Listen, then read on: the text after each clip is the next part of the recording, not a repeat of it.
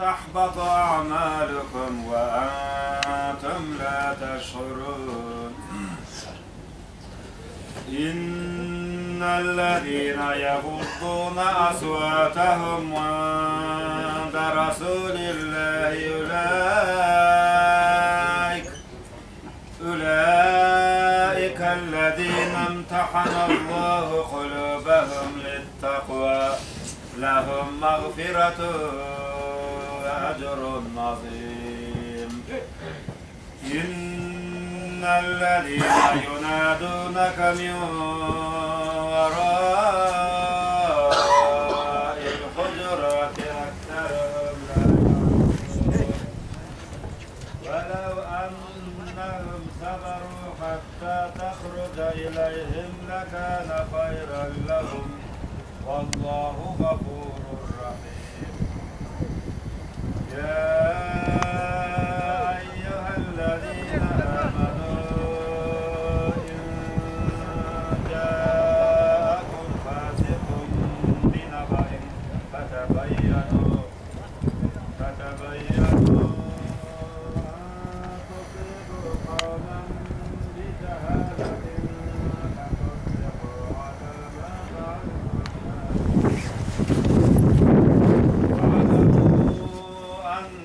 ما فيكم رسول الله لو يطيعكم في كثير من الأمر لعنتم ولكن الله حبب إليكم الإيمان وزينه في قلوبكم وكره إليكم الكفر والفسوق والعصيان أولئك هم الراشدون فضلا من الله ونعمة والله عليم حكيم سبحان ربك رب العزة عما يصفون وسلام على المرسلين والحمد لله رب العالمين آمين الحمد لله على نعمة الإسلام ربنا آمنا فاغفر لنا وارحمنا وأنت خير الراحمين ربنا اغفر لي ولوالدي وللمؤمنين يوم يقوم الحساب رب اجعلني مقيم الصلاة ومن ذريتي ربنا وتقبل دعاء Ey жаратқан ием, бұл дүниедегі мұсылмандар Аллах өзің рахым көріп пайғамбарымыз шафағат насіп ет. Аллах артындағыларға тауфиқ хидайет бер жаратқан, ауызбіршілік ынтымақтарымызды бер. Ей жаратқан ием, осы бауырымыз ниет тілеген болса тілегін артығынан бер жаратқан. Ауызбіршілік ынтымақтарын бер, өзіңнен басқаға мұқтаж қылма жаратқан. Раббана тақаббал минна иннака анта самиул алим. Бирахматика я архамар рахимин.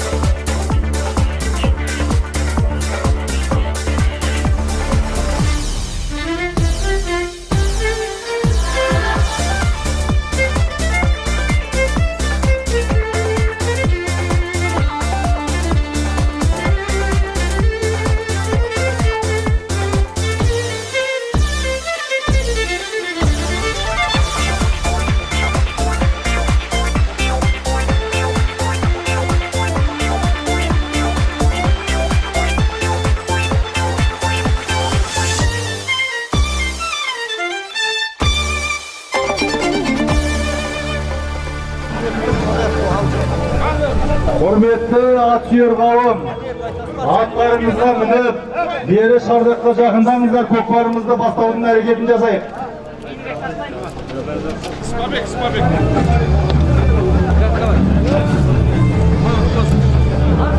Мынау Сапарғали бауырымыздың әкесі Дүйсен Ақсақалдың 90 жасқа келген мерей тойы. Құдай қаласа осы тойды аман есен тойлап, салымдарыңызды салып, елдеріңізге қуанып қайтыңыздар. Жантөре берген. Шалияр, Шардаққа келіп кетті, Шалияр. Давай. Сөз сөйлейді,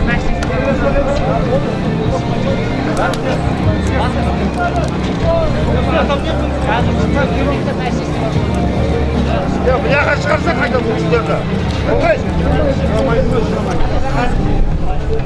Солды қойсайсыз қалды шығады. Кән Жако? Жако бергеш.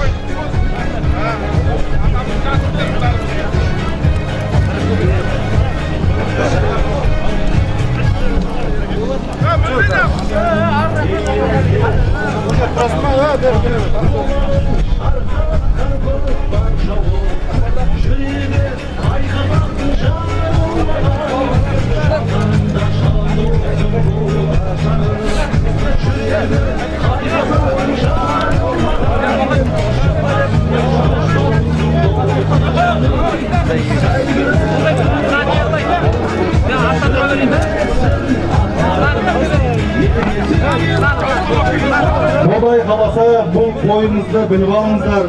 Дүйсен атамыздың 90 жасқа келген тойы. Бұл тойдың бәрін басы қасында болып ұйымдастырып жатқан Сапарғали деген бауырымыз. Мұхит, болды ма тайымыз ба? Атамды да бері алдырсаңдаршы. Машинамен алдырыңдар болмаса. Қазірше көкпар тасталмайды ғой. Машинамен алдырыңдар. Ат мініп тұрған ағайындар, бір 10 метр артқа жүріңіздер қазірше. Өтініш сіздерден.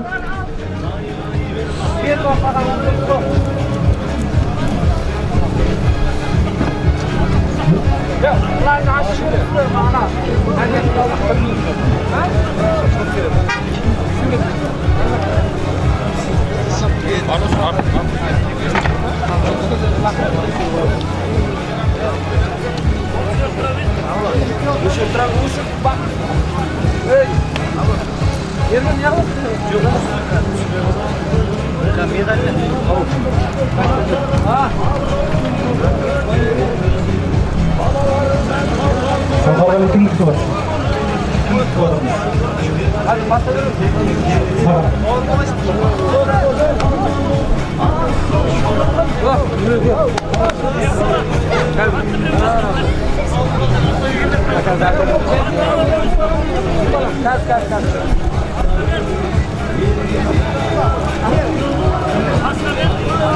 Еркебайдан 20 мың сауын кеп туады палуаннан.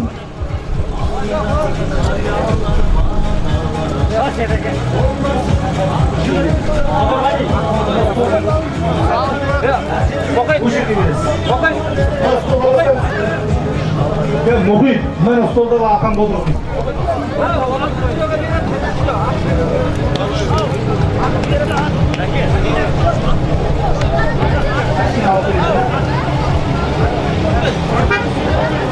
Ассалаумағалейкум, құрметті актер қауым. Дүйсен атамыздың жекжаттары, ағайындары, мынау осы ақсақалдың тойына келген қадамдарыңыз құтты болсын. Құдай қаласа бүгінгі тойды ашамыз деп осы Шардаққа жақындаңыздар. Бірінші сөзді осы ауылдың управляющий болған қария ақсақал, жасы 80-ге таяған Әмзе атамызға береміз. Әмзе атам қайсы? Bismillahirrahmanirrahim. Құрметті қауым, бүгінгі күні Дүйсен ағамыздың соғыс ардагері 90 жылдық тойын балдары тойлатып отыр екен. Алланың құрметіне бөлінсін, имандары бекем болсын. Айналайын көпшілік бүгінгі тойды атасын, анасын құрметтеген, осындай ұл бергенге мың қатар Аллаға шүкіршілік етейік. Дендері сау болсын, істеген амалдары Алланың рахметіне бөленсін. Қайда жүрсең аман жүр шырағым. Еліміздің салтын, атаны қалай құрметтеу керек екенін, ананы қалай құрметтеу керек екенін осы балдардан үйренейік. Ертеңгі күні келеткен жастарымыз осындай дәстүрді жалғастыра берсін. Елдеріңіз аман болсын, дендеріңіз сау болсын, көпе тойыңыз құтты болсын. Тағы да жасай беріңіз. Елдігіне осы келіп қызмет жасап жатқан жігіттердің дендері сау болып, той аман есен, жақсы тарқатып, қызықшылықтарыңыз мол болсын, құтты болсын. Рахмет ата, сіз де осы атамның жасына жете беріңіз. Мынау қазір көпшілік ері жиналғанша, осы Сапарғалидың нағашы атасы Байгел деген атамыз жүр екен осында. Мынау Бауыржан мен Сапарғалидың нағашысы Байгел атам қайда?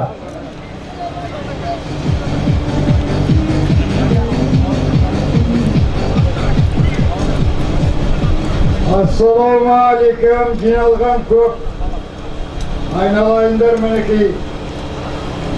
Әрбір ата-ананың ойлаған мақсаты ұл көрсем, қыз көрсем, ұл дүниеге қондырсам, қызды қияға қондырсам, жақсы жегжат арттырсам, сөйтіп құрметке бөленсем дейді ғой. Айналайын Сапарғалижан, мінекей әкеңнің 90 жастық мерекелі тойын жасап отырсын. Бұл біздің еліміз үшін, қазақтың дәстүрі үшін естеге аларлықтай жағдай. Мына телевизордан көріп атсыздар ғой. Сенің әкең сияқты 90 жастағы қарттарын, аналарын қарттар үйіне тапсырып атқан азаматтар аз емес. Мынадан мен ойлаймын, біздің осы төңіректегі ағайын туыстар, жекжаттарымыз осы тойдан жастарымыз өнеге алады деп есептеймін. Рахмет айналайын Сапарғали. Мынау бата менен ер көгерет, жаңбыр менен жер көгерет дейді. Елдің батасын алайын, ата-анамның разылығын алайын дегеніңе мұнда бір рахмет. Ата-ана разы, Алла разы дейді біздің дінімізде. Ата-ананың ырзалығын алмаған бала ол арамы бала. Мен сөйтіп айтқан болар едім. Мұнда бір шүкір. Мына атадан ескі бала тұрса, ата-ананың есіктегі басын төрге сүйрейді. Нашар бала тұрса, төрдегі басын көрге сүйрейді дейді. Мінекей, бар екенсің. Ата-ананың көңілінен шыққан, ағайын туыс жекжаттардың көңілінен шыққан бала болып тұрсын. Тапқаның әр уақытта тойға бұйырсын. Ойлаған мақсатыңа жет, балаларың бақытты болсын. Мына күн өте бір әдемі болып, Құдайда қарасып тұр, кеше қандай күн еді, бүгін мынандай. Мені Құдайда мұны ұнатпау деп ойлаймын. Мына жиылған көпшілік айналайын. Қазақта айтады ғой, тойға барған той көрсін деп. Мына той бәріңізге жұмысты болсын. Есе қаларлықтай етіп, қызықты етіп, мына көкпар жастар өткізуді Алла нәсіп етсін. Бақытты болыңыздар. Рахмет. Рахмет ата, атам жасына жете беріңіз. Бұл ақсақалдарды бөліп жармайық. Осында осы ауылдың ақсақалы Исақ деген атамыз отыр екен. Мектептің директоры болып пенсияға шыққан Қария Ерубай деген атамыз отыр екен. Осы екі ақсақалға да сөз берейік. Ассалаумағалейкум, көкпар сүйер қауым. Мына Сапарғали деген жігіт біздің Мәмбетұлы Қыдыр ауылының бір білекті жігіті. Көп нәрселерге септігі тиіп жүр. Бұл айналайының жолда істеп жүрген тірлігіне мен сондай жүйсінем. Мынау атесінің құрметіне 9 майда үлкен жиын жасап, ауданнан базар шақырып, көкпар шабады, аяқ көкпар, футбол. Әкесінің жолдастарына теме қалған адамдар мұсылманға Құран оқытады, жыл сайын. Енді биыл мына ауылымызда мазаратымызға көп септігі тиіп, Nazaretten gönderdük. Başkana saldık. Gün olsa panalayız.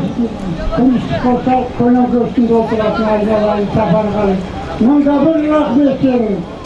Çok yerse meşkede de istedim, mektepte de istedim. Açabilirsek söz etmeyeceğim. Aynalayı safar kalın. Ömrüm uzak olsun. Tapkanın bir olsa yeker olsun. Bana akşamının 90 yaşına gelip patasını alıp gözünün tırısında buna bozuşa yermiş yiyip kopar olsun. Bu degen ülken bir kelime akşamın baktı. Osu kopmarda aman esen at diyağı suya süründe yaksı ölsün degen tilak болады. Amin. Ya Allah hayırlı.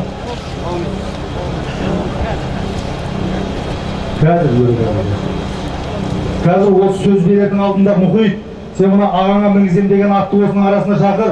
Мынау Сапарғалидың баласы Бауыржанға мына мұхит інісі ат мінгізем деген екен.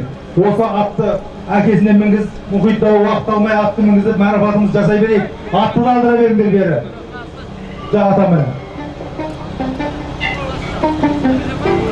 Ассалаумағалейкум, құрметті көпшілік. Мінекей мына жиынның, мынау тамашаның негізгі себебі екенін барлығыңызға қайта айта берудің қажеті жоқ. Мінекей мынау біздің Егетаевтар әулетінің осы біздің ауылымызға, елімізге деген істеген еңбектері өте айтарлық. Оның шет жағасы айтылып кетті. Мінекей, енді біздің негізгі мақсатымыз осы көкпарды жақсылап, аман, есен, қызықты еткізіп өткізуіміз керек. Оған менің айтарым, осы көкпарды өткізуге арналған, мынау орысша айтқанда судья айтқызым төреші деп айтамыз ғой. Осы төрешілер сіздер адал, жақсылап, мынау қазақта мақал бар. Мынау бұлар сіздерді осы көкпардың биі қазылары деп айтады. Тура биде туған жоқ. Тума биде иман жоқ дейді. Сол сияқты сіздерге имандарыңыз өздеріңізде болсын. Мына тойды жақсы өткізулеріңізге кеп бетіңіз жатамыз. Айналайын, мына Егетаевтар жанұясы, мына әкелерінің 80-ге келген жасы құтты болсын. Тағы да алдарында жасай берсін. Алла ниеттеріңді қабыл етіп, ниетлесек Алла Құдайдан шектеріңді бере берсін. Амин, Аллах акбар. Палуандар, мына сөз құлақтарыңа алтын тырға береді жаңағы атам. Тура биде туған жоқ. Мен осы моментті пайдаланып ат үстінде жүрген ағайындарыма, достарыма айтып қояйын. Осы сөзде бір тұрып қалай болса атамның берген батасында. Мұхит, мені бір ауыз сөз сенде.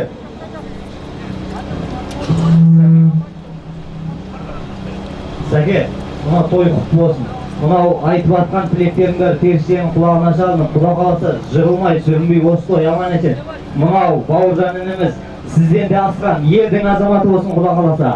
Мынау ат сізге Құда қаласа бақыт болсын. Осы той тек қана тапқаныңыз тойға берсін. Мына атаңыз көп жасасын.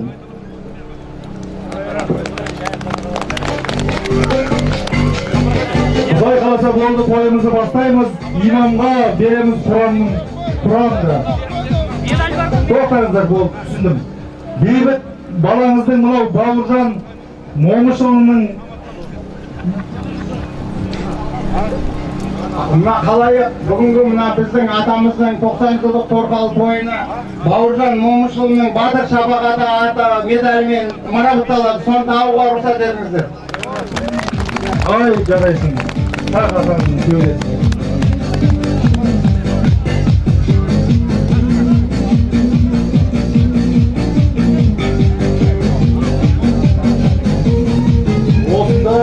Осы елдің молдасы ағамыз отыр осында. Сәке, міне сізге микрофонды берейік, Құранды оқып тоқтарымызды бастайық, Құдай қаласа.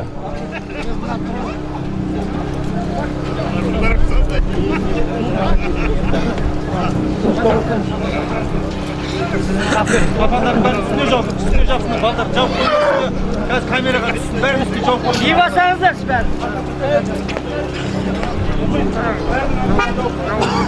Жауып отыр. Бәрін балдарға бер жапсың арқалар. Ашин жапсын бәрі. Суретке түсірістер кейін киіп аласыздар. Бас киімдерін алып кигіз қой бәріне. Мен мына жақта. Бәке. أعوذ بالله من الشيطان الرجيم بسم الله الرحمن الرحيم إنما المؤمنون الذين آمنوا بالله ورسوله ثم لم يرتابوا وجاهدوا بأموالهم وأنفسهم في سبيل الله أولئك هم الصادقون قل أتعلمون الله بدينكم والله يعلم ما في السماوات وما في الأرض والله بكل شيء عليم يمنون عليك أن أسلموا قل لا تمنوا علي إسلامكم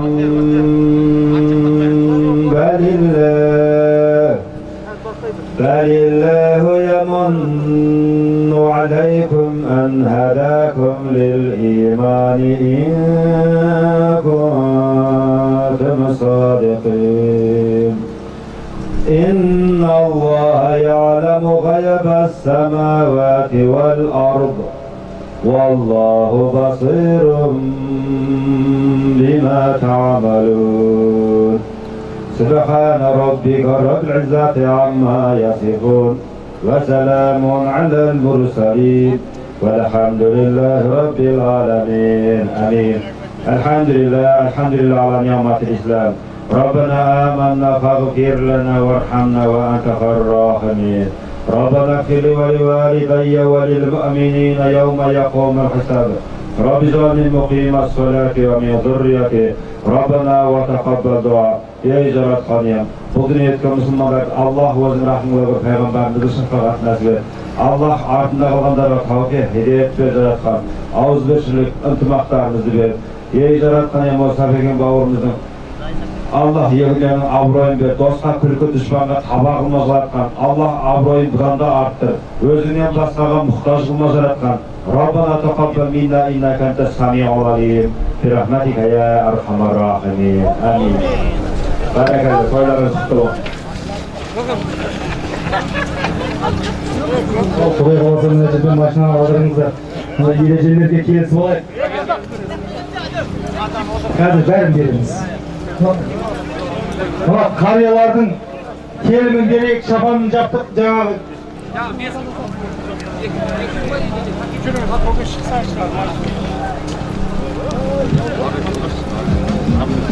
Мынау салондар, одан кейін мынау ат үстіндегі жүрген лауазымды мырзалар, бәріміз бір мына жерде бір келісімге келіп алайық. Мынау той басқарам деп мен араласып жүрген достарымнан, інілерімнен, жекжаттарыма жексұрын болатым күннен күнге. Болдырмайым, басқа қыламыз, таза қыламыз деп. Біз егер әрқайсымыз білген нәрсесін жасай берсе, ертең біз тойымыздың берекесін, бір-бірімізге деген бұл ұлттық дәстүріміздің бәрін сәнмен мәнін кетіріп аламыз. Сол үшін жігіттер, барлық нәрсеге бір Алла куә. Мен егер қателік жасап жатсам, менің жазамды Алла береді. Сондықтан жігіттер, сендер бәрінің құлағын алтынсырға. Ат құлағанға тойханадан 15 000 теңге сәтсіздікке береміз.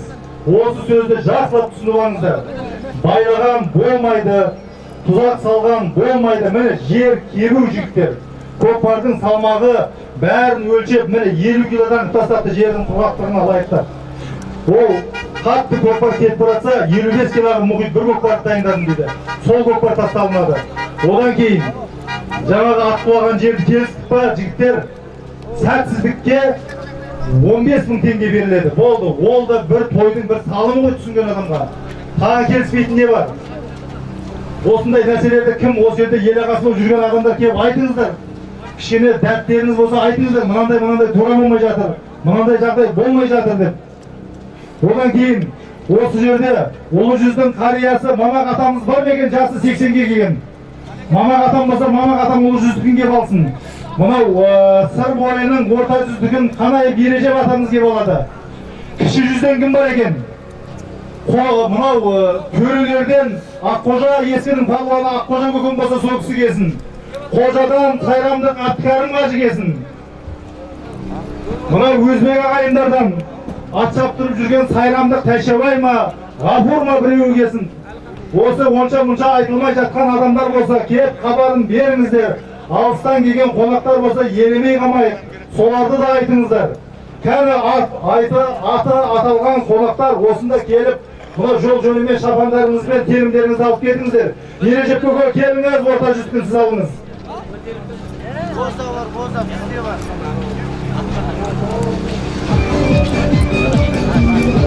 Келіңіз, Бережеп көке.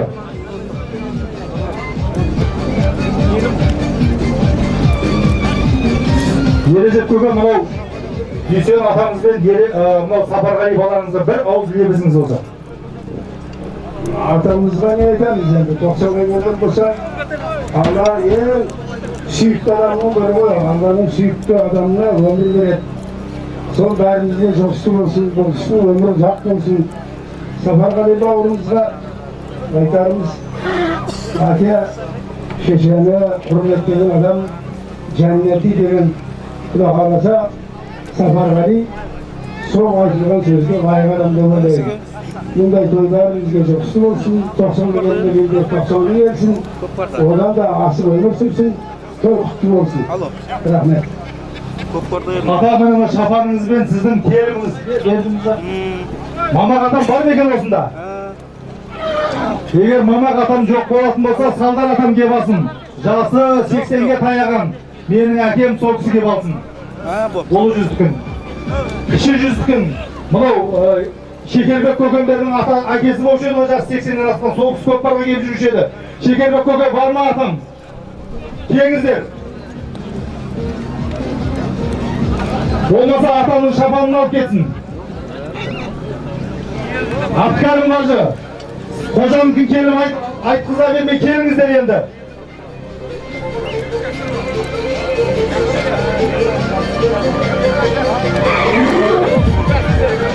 Айтқандарыңыз келсін.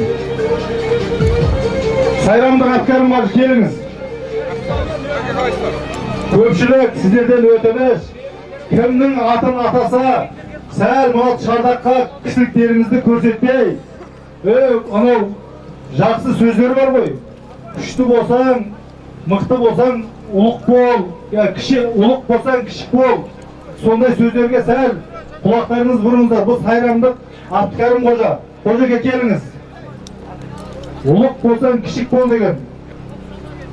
Бір айтқанда келіңіздер. Көкпарды бастаймыз ба, Мұхит? Бүгінгі бірінші аталатын салымымыз бір тай бастаған 950 мың теңге. Жігіттер, мен тойбасыларды айтпақпын, тоқтай тұрыңыздаршы. Мына жерде Мұхит деген жігіт, білесіздер, аттың үстінде жүрген жігіт. Мынау Мерейдің Мұхит осы бастан келісіп алайық. Оң жағын сен аласың. Мәке, көкпар бермей қоя тұр. Мәке, сіз көкпардың сол жақ беттегі Мерейді аласыздар. Жігіттер, қалай бөлсеңіз? Еркебай. Қазығұрт ауданы бір қалғаны бір болсақ болады ма? Болмай ма? Бәрі Қазығұрт ауданына жатады. Мынау қаланың мына бергі, мына Айкөлдік Еркебай, бәрін сендер Қазығұрт ауданына қосып шабасыңдар. Қалған жалпы қазақтың бәрі бір мерейге шабасыздар. Кім бірінші мерейді салады, сол мерейін таңдап алады жігіттер. Әйтпесе қазір мына жағың мына жақтал десек, бізге жайлы болмай қалды дейді. Аррек. Аттамай қоя тұрыңдар, аррек. Бұл жер болмайды. Жігіттер сыңлаңдар, мағат бүйт еғмаңдар. Бір адам ортаға аррек апарып тастасын. Қалаған мерайыңа салып, содан мерайды белгілейміз. Сайрам, Түлкібас, Төле би бәрі бір. Жамбыл облысы, сырттан келген мейманның бәрі бір. Қазығұрт ауданы, мына жердегі Ақкөз Айкөлмен бірге. Bir tay бастаған 950.000 tenge. Ұмтыл палуандар, музыканы қойып қойalım.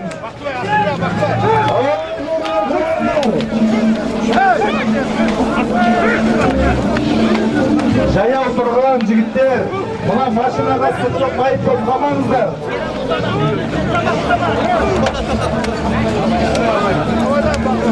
Осында сіздерге мөрді қабылдап алатын жігіттер бар. Қолдарыңызға қағазын береміз. Малын малдай түгілдеп алыңыздар, конвертті ашып көшеге салып алыңыздар. Арасында келген басқа деген әңгіме болмасын. Ұмтылыңдар палуандар. Осыларды қалып палуан айналдырып алыңыздар. Абылайым палуанның баласына айналдырып көтеріп тоқтарды көтерді.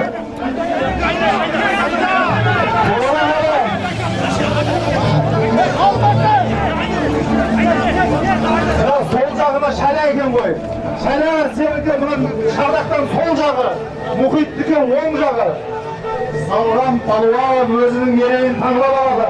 Көкпарда Шаншқардың палуаны қалың палуан басты.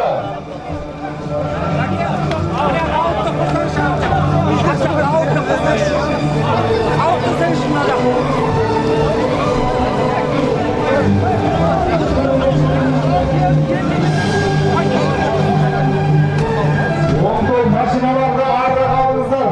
Мұны көкпардың сырын білмейтін адамдар, машиналарыңызды алыңыздар, тақындап келеді. Жоғарда тұрған жиптер жүріс тұрмай тұрыңыздар, аттардың жолында тұрып қалдыңыздар. Машиналарыңызды тақындап қосай, ары кетіңіздер.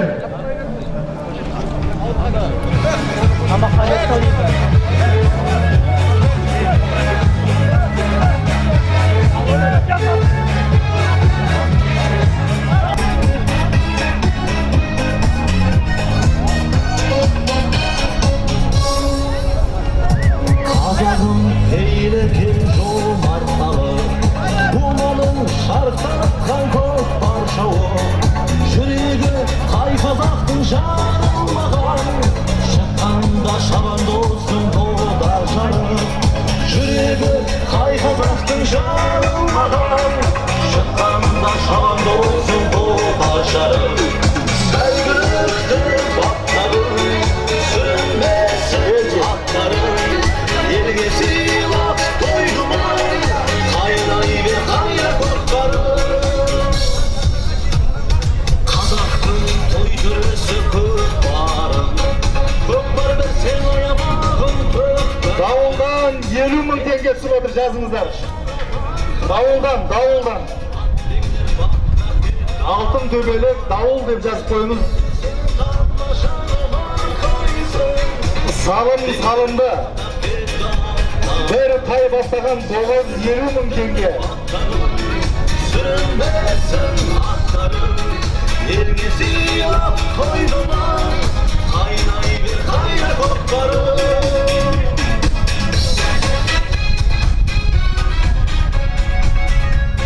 Mına salımды салған Жетісайдан келген Нұрқожаевтар әулетінің есіл торы деген аты салды деп хабар келіп тұр ғой.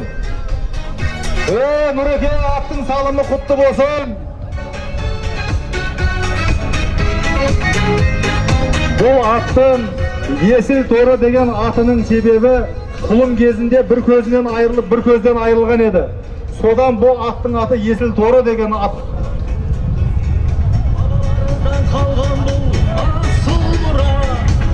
Нұрхан деген Жетісайдан келген Нұрқожаев Нұрханның аты. Кім салды?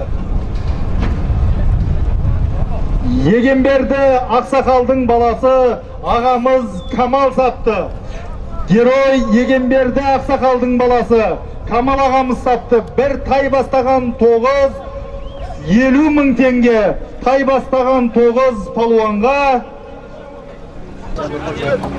Tay бастаған 9 сіздікі. Аттың егесі Нұрхан аға өзіңіз келіңіз.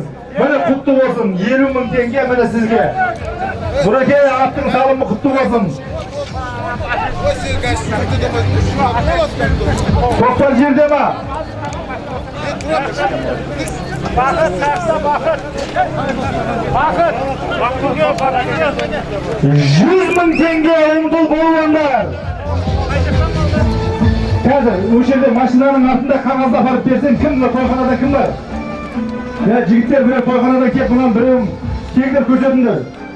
Осында Жайдақтың қариясы болып қалған ескінің палуаны Болат ағамыз бар екен. Шардаққа келіңіз. Еген ақсақал келіңіз. Сіз де осы ағайындардың үлгілі болып қалдыңыз. Келіңіз. Болат көке келіңіз.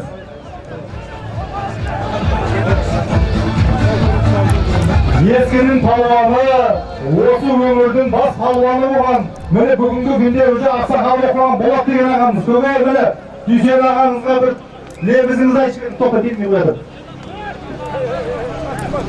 Ağlayalım, bana niyetin sağ olsun, koklarım kutlu olsun. Sana aksakalda düzgün jete versin. Kuda kalırsa yerden olsun da koklar kutlu olsun. Bağlarım olsun, ülken azamata koklar şarkı söyleyelim. Rahmet ayyanayım. Rahmet koku. Koklarda Sarıağaç'ta Mirbek Dağı'nın basıpıradır. Aslındağı men tanısam, Askar ağamızın kıymatı oldu.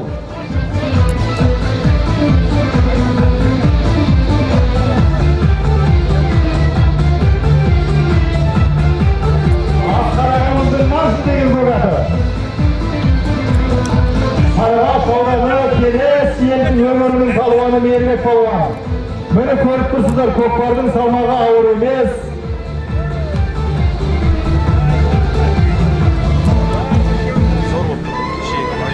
Егер көке кеп бір бата беріп берсеңіз, келіңіз. Мына ағайындарыңыздың тойына кеп, міне ескінің палуаны бір тәпе шаманыз болған бұл шоу. Міне, бата беріңіз.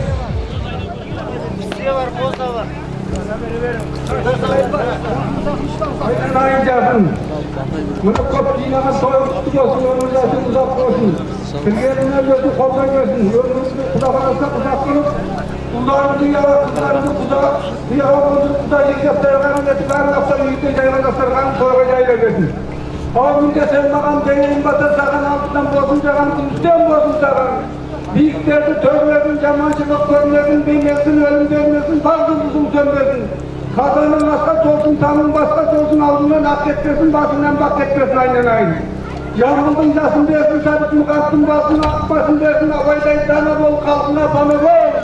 Üstlerinde kanatın salmasın, yolunda giderim olmasın. Dalağa mingenin şit olsun, avuğa mingenin avdi olsun. Aldığından hak etmesin, başından bak etmesin aynen aynı. Yağdayın olmasın, Allah talak olmasın. Zortkanda yolun var, bu tarafa yol basın, payırın 40 sene alıgeler olmasın. Oy, tanrım yesin, vatanımızı Allah kabul etsin. Tilla palovanın әкесі, ескінің palovanı Еген ақсақал болды.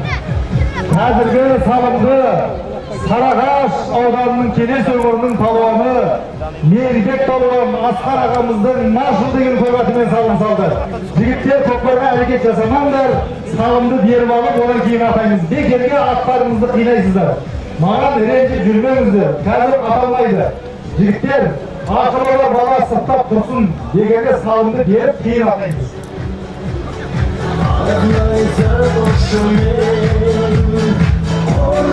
Қазір атамаймыз. Жоқ, аталмаймыз. Салымды беріп, кейін атаймыз. Осындай бір тәртіпке келтірмесек болмайды бәрібір. Мейірбек палуан жарайсың. Асқар ағамыздың маршалы ғой. Міне, мынау 50 мың теңге палуандікі, 50 мың теңге ат егесінікі. Көкпар жерде ма? Оңтұл палуанда 80 мың теңге, 2 қой, 2 серке.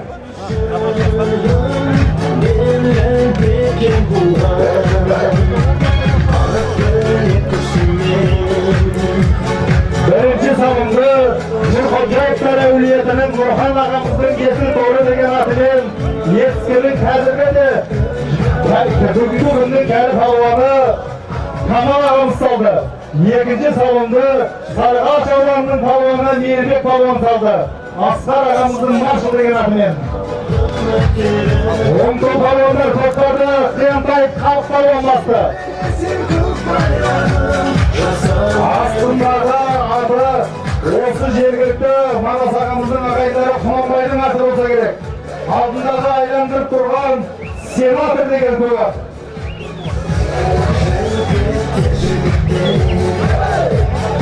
Осы елдің палуандары, қорықпаңыздар, тартыңыздар. О, сіздерге бәрі қарап тұрған мен ешкім жәрдем қылмайды. Бұны көкпар дейді, тартыңыздар. Ешкім ешкімге өкпелемейді.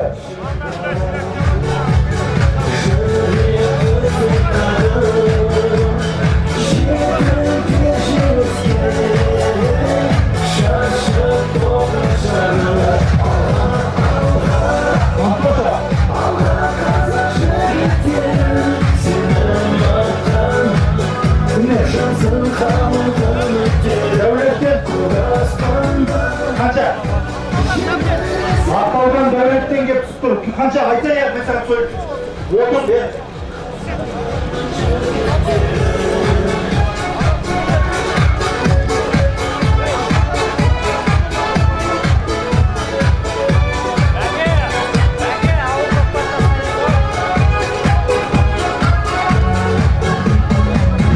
Koplarda alıp gelіңіздер.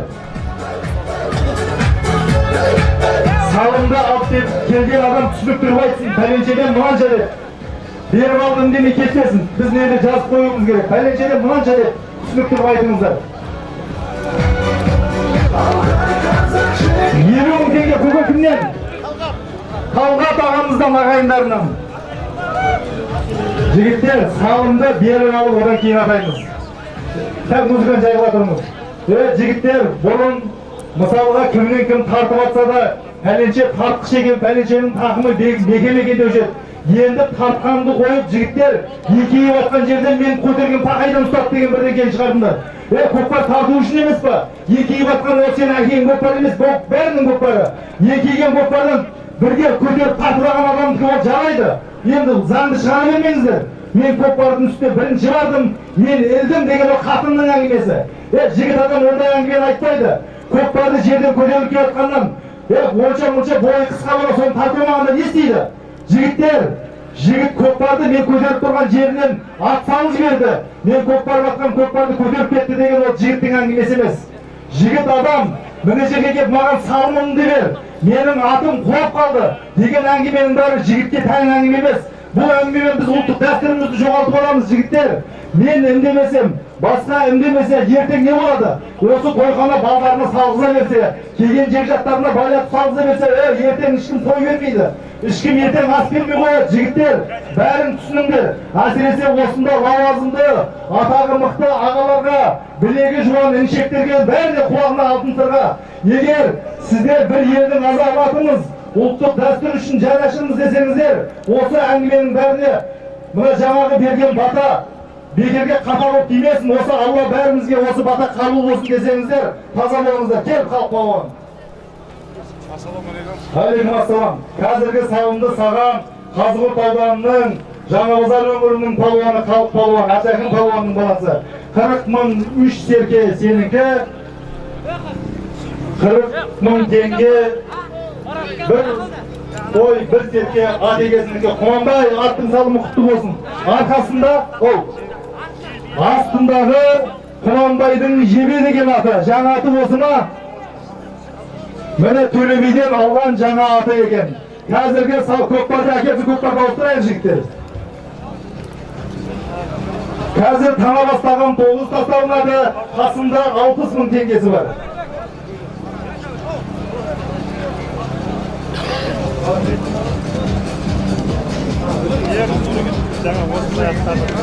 Қазіргі алатын салымымыз 60.000 теңге, бір тана бастаған тоғыздар. Жоқ, жігіттер атсамын да көкпарды ауыстырамыз. Көкпарды ауыстырамыз, бен әкеңіздер. Жігіттер, айналайын, атсамай қоя тұрыңдар. О, шардақтан сәл арырақ тастатамыз. Жігіттер, біз тәртіп жасаған сайын көкпарымыз күшейе береді. Біз тәртіпті жылдан жылға бұзып кете берсек, осы қызығымыздан ажыраймыз. Бізде өзі жігіттер ат үстінде үзеңгіде жүрген балдар түсінеді. Сендердің бар қызықтарың, жігіттер, осы біз сендер волейбол ойнамайсыңдар, футбол ойнамайсыңдар. Сол үшін осы қызықтарымызды ылаңға айландырмайық. Тәртіпке көніңіздер. Сонда жұрттар қызығып ас береді, қызығып той береді. Жоқ, болмайды, аррек сәл. Қазір ерді адамдар майып болады, жоқ. Арман, сен осы тойхананың жігітсің ғой, сәл аррек апарып тасташы, өтініш айналайын. Көкпар жерге түскеннен кейін біраздан кейін барып атайын, бірден атамайын.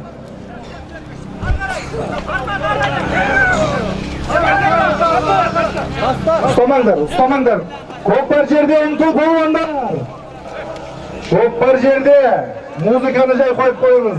Көкпардың үстінде Шадияр палуан. Көкпардың үстінде Рысқұлбек палуан айқасуда. Жантөре бойыңды қорқпай таста.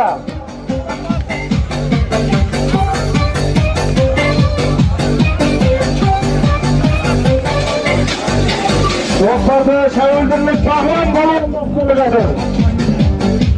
Тимур деген ағасы айландырылды. Ардақтау ақсақалдың немерелері Бағлан палуан шәуілдірлік. Тек түгі, Сайділі атамның бір істеріміз сіздеге бақ кетіңіз. Сайділі атамыздың баласы ескенің палуаны. Келіңіз.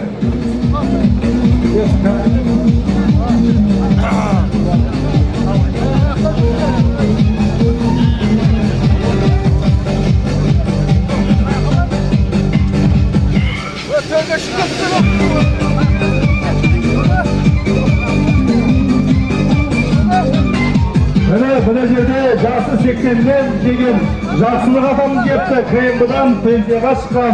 Теңіз ата, теңіз ата. Бір ауыз сөз сөйлесеңіз, нұсқағып, келіңіз.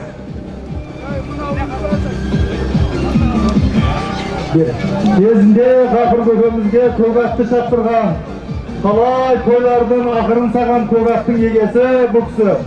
Жақсылық деген КМБшник, жақсылық КМБ-ның аты деп 80-85 жылдары талай тойдың жеңімпазы болған өз көкемнің аты. Сізде 100 жасаңыз.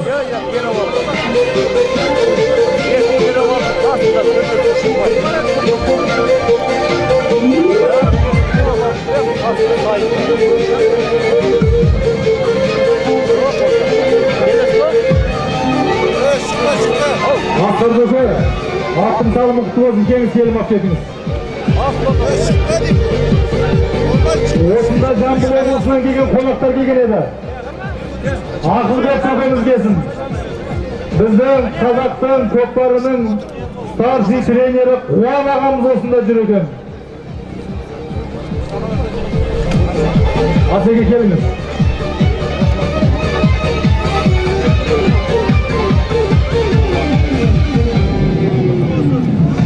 Асеке міне сізге қария болып қалдыңыз. Қысқа ұрасыз ба? Ал айналайын, мынау бауырым тойымыз құтты болсын. Сапарғали бауырымыз. Мынау тойдан тойға жете беріңіздер. Осындай той бәрімізге жұғысты болсын. Еліміз аман, жұртымыз тыныш болсын. Рахмет Асеке. Міне осы кісі 15 күні 10 миллион теңгесі ақырына масле машинасы бар көкпар теріп жатыр. Ақтаста болады, сол көкпарға келіңіздер. Міне алдарыңызда Ақсықар деген ағамыз сол той береді.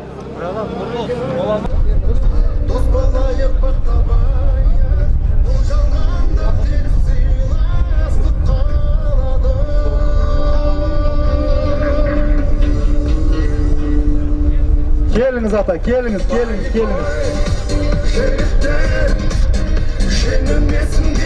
Келіңіз ата. Бай болсын көке. Қуаныш кел. Көзім шалғанның бәрін кеп нерде келін берейік. Бәріміз осы кісілердің тойына барып келімін алғанбыз, шапанын кигенбіз. Сол үшін бұның бәрі бізге қарыз. Келіңіз көке. Көке сізде келіңіз. Жазушы бұл кісі, келіңіз сізде.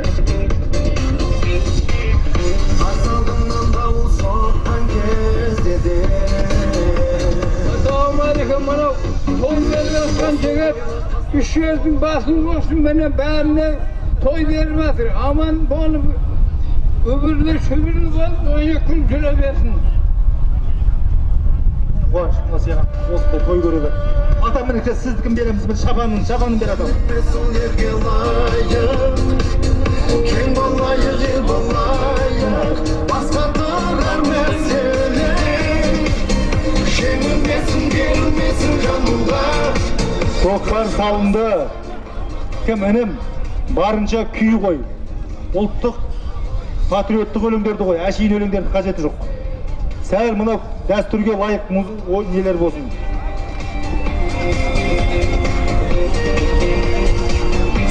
Өлмеген жолдасынан 50 мың.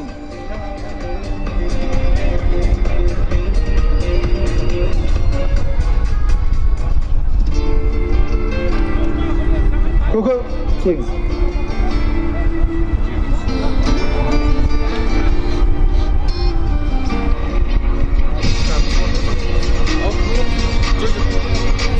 Көке, тойдан толықтай қатырып жасап қойыңыз. Қазір емес сәді. Ал кішкентаққа орыңыз ол сіздермен бөліспекші болып тұр ол кісілердің бәрі. Көрсетпеңіз.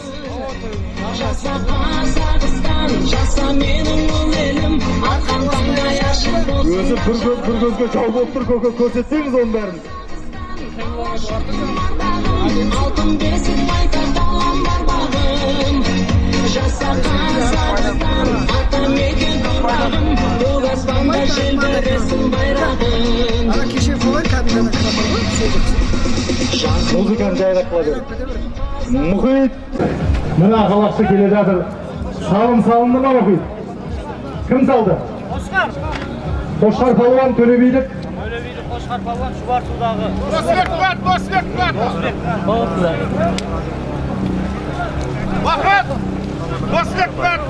Міне, біздің мынау қандастарымыз кезінде Өзбекстаннан келген Досбек деген көкелеріміздің атымен Төлебейлік Қошқар палуан салыпты.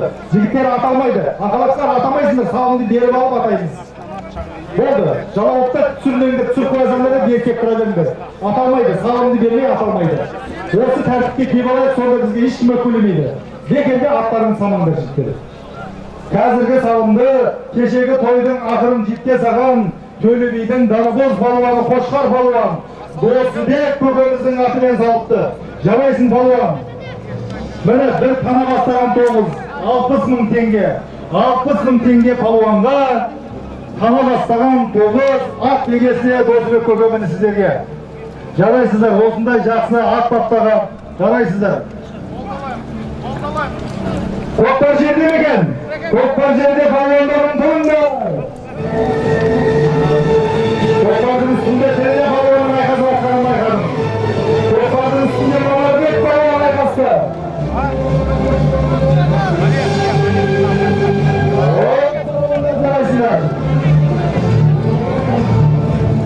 Жігіттер, бетіне қарамаңдар, бәрінен талап тартыңдар. Мен көтеріп қойған едім.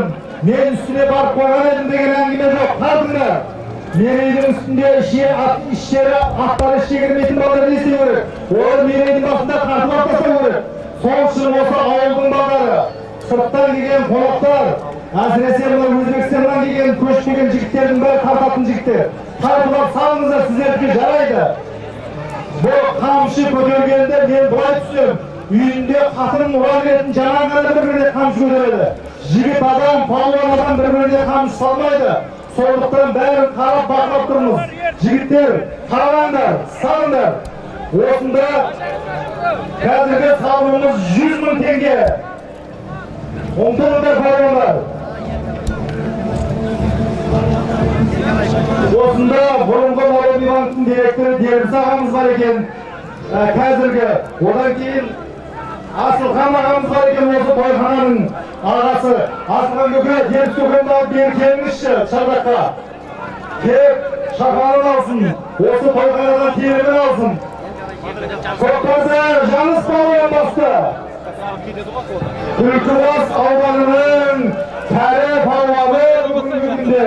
Міне жасы 45-ке келсе де әлі тойларда салым салып, астындағы Қанал ағамыздың атына ұқсап тұрмын, қазір көреміз. Ақылақшылардан естірміз. Келіңіз, Дербіс көке, Асылханға келіңіздер. Мынау микрофонды алып бір лебіздеріңізді білгізіп жіберіңіздер. Келіңіз, Дербіс көке. Ассалаумағалейкум қауым. Мына той құтты болсын. Мына айтылған тілектердің бәрі пейіштердің құлағына шағына беріп осы отбасында, осы елді мекен, осы қайтыр халқымыздың басында тек жақсылық бола берсін. Ойнап күліп шауғандар жігіттер. Міне көке, шапаныңыз томбалы. Асылхан көке, кеңіз. Кеңіз. Сіз осы елдің ағасызы кеңіз. Құрметті қонақтар, мына бүгінгі болатқан тойымыз жұрттың бәріне жұғысты бола берсін. Mınау дүйсен жездеміз, атамыз жүзге келсін. Сапарғалидың баласы үлкен жігіт болсын, батыр болсын. Бәріміздің елімізде осындай үлкен тойлар болсын, бола берсін. Аумин. Рахмет көке. Осындай той көріңіздер. Сіздер де атамызға 90-100 жасаңыздар. Осында жаңа көкпардың ашылуын осы облыстың көкпардың президенті Жолдас Нұрмахан ағамызды күткен еді. Ол кісі жаңа кешіккеннен кейін сол кісі келген болса келсін, Шардаққа келсін. Мына жерде көкпардың тазалығы қалай болу керек, тәртібі қалай болу керек, соны келіп қосыңызды сөйлеп кеткетіңіз. Нұрмахан көке келіңіз.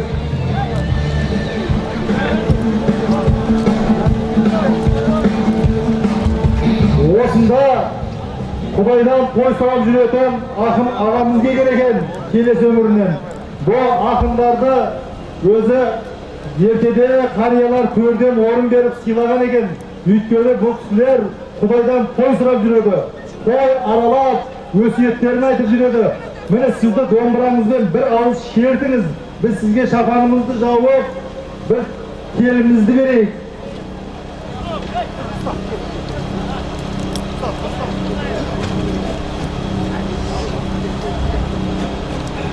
Ol Xudayım toyxanamız süydü bugün, nurun tövgün meyirin kuydu bugün.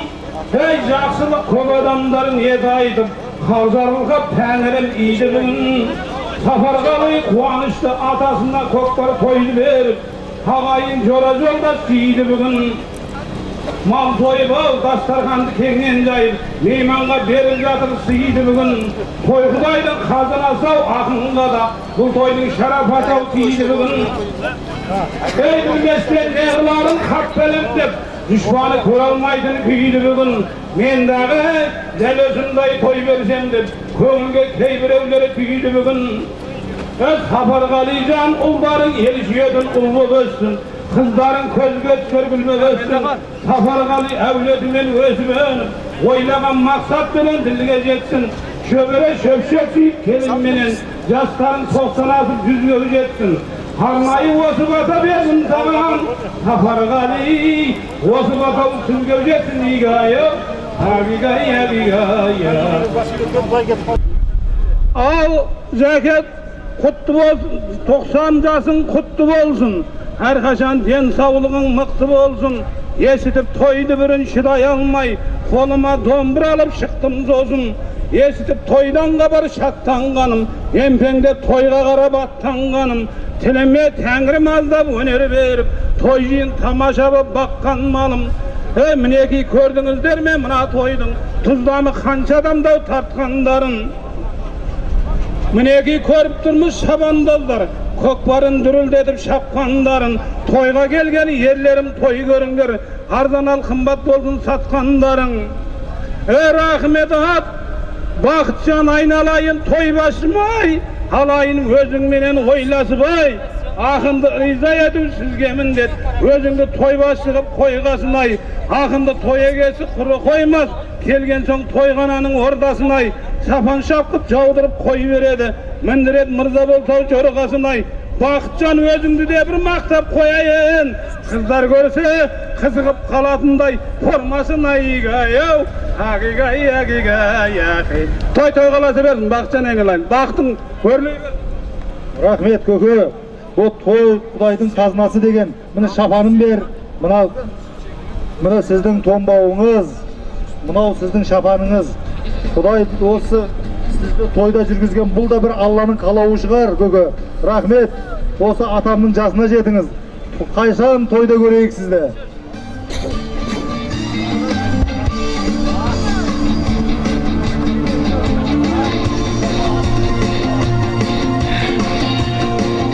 Шығар әнім музыканың даусын.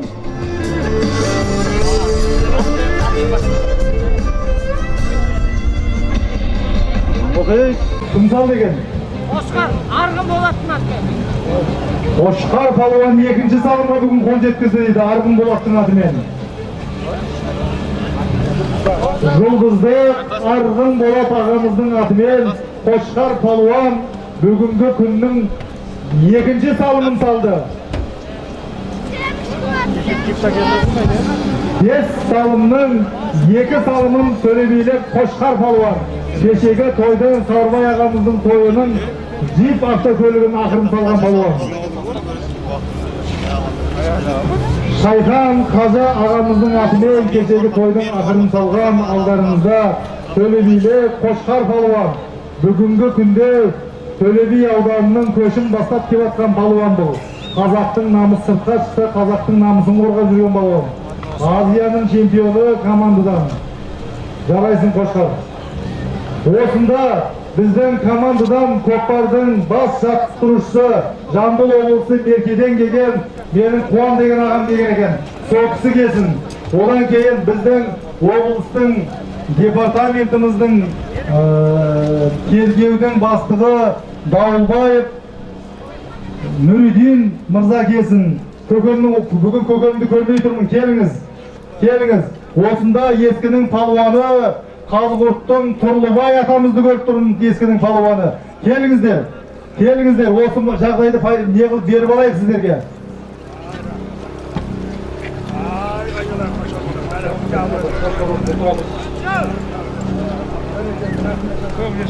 Тұрлыбай ата міне. Ескінің палуаны. Шапанын бер. Қуан аға келіңіз. Міне Қуан деген ағамыз Жамбыл облысынан келіп отыр. Міне біздің Көкпардың бас жаттықтырушысы. Ат салмай қоятындар жігіттер, бәрібір атамайын. Келіңіз, Нұреке келіңіз. Біздің кезінде Совет одағының 9 дүркін чемпионы болған Дауылбаев Абылхан ағамыздың баласы Нұридин мырза кешегі үлкен салымға қолын жеткізген.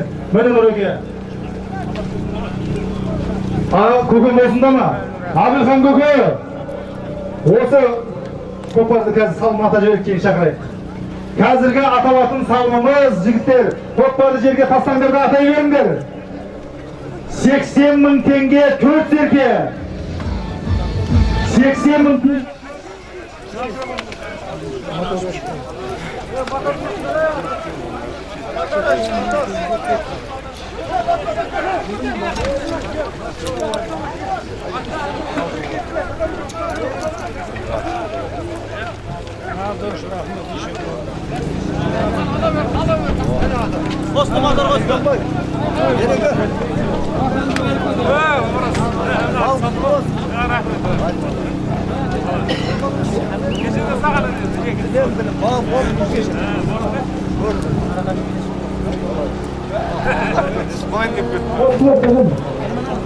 Көкпарды Шаншықалының бас палуаны Есімхан палуан.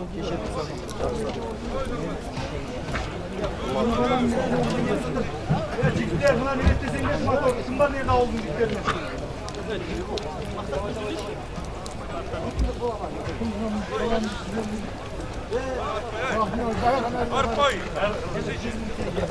Болат ағамыз қайда? Қасына не бар? Рахмет. Қой көріңдер ей.